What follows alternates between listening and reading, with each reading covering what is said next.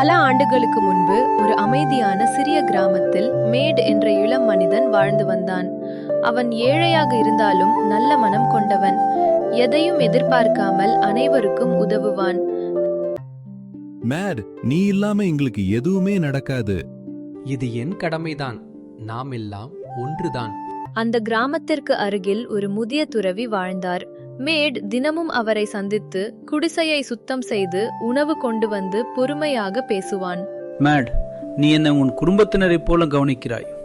இப்படி நல்ல மனம் கொண்டவர்கள் அரிது. இது என் கடமை ஐயா. உங்களுக்கு உதவுவது எனக்கு மகிழ்ச்சி தருகிறது. ஒரு நாள் துறவி மேட்டின் நேர்மையான சேவைக்கு பரிசளிக்க முடிவு செய்தார். இது ஒரு மந்திர விளக்கு. இதை புத்திசாலித்தனமாக பயன்படுத்த வேண்டும். மந்திர விளக்கா? நன்றி ஐயா, இதை தவறாக பயன்படுத்த மாட்டேன். மேட் விளக்கை மெதுவாக உரசினான். உடனே இடியொலி, புகை, ஒரு பெரிய அரக்கன் தோன்றினான். நான் உன் அடிமை. எனக்கு உடனே வேலை கொடு, இல்லையெனில் அனைத்தையும் சாப்பிடுவேன். பயந்தாலும் மேட் அமைதியை இழக்கவில்லை. என் வயலுக்கு போ, பயிர்களை வளர்த்து கொடு. அரக்கன் மின்னல் வேகத்தில் வேலை செய்தான். சிறிது நேரத்தில் வயல்கள் பசுமையாக மாறின. அற்புதம்! எங்கள் வயல்கள் மீண்டும் உயிர் பெற்றுவிட்டது. வேலை முடிந்தது. இன்னொரு வேலை கொடு.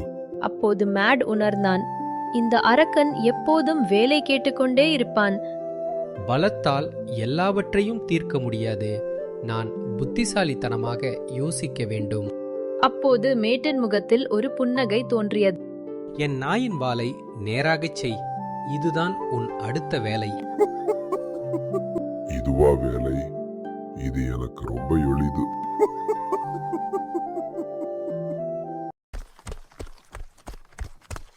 அரக்கன் பல நாட்கள் முயன்றான். இழுத்தான், அழுத்தினான், கட்டியும் பார்த்தான். ஆனால் நாயின் வால் மீண்டும் வளைந்தே போனது. நான் மலைகளை நகர்த்தியவன், ஆனால் இந்த வாளை நேராக செய்ய முடியவில்லை. இறுதியில் அரக்கன் மண்டியிட்டான். மன்னித்துவிடு. எல்லாவற்றையும் பலத்தால் செய்ய முடியாது என்பதை இப்போது புரிந்து கொண்டேன். புரிந்து கொண்டது போதும். நாம் அமைதியாக வாழலாம். அந்த நாளிலிருந்து அரக்கன் கிராம மக்களுக்கு நல்ல முறையில் உதவினான். மேட்டின் புத்திசாலித்தனமே எங்களை காப்பாற்றியது. இவ்வாறு பலத்தை விட புத்திசாலித்தனம் வெற்றி பெற்றது. புத்திசாலித்தனம் எப்போதும் உதவும்.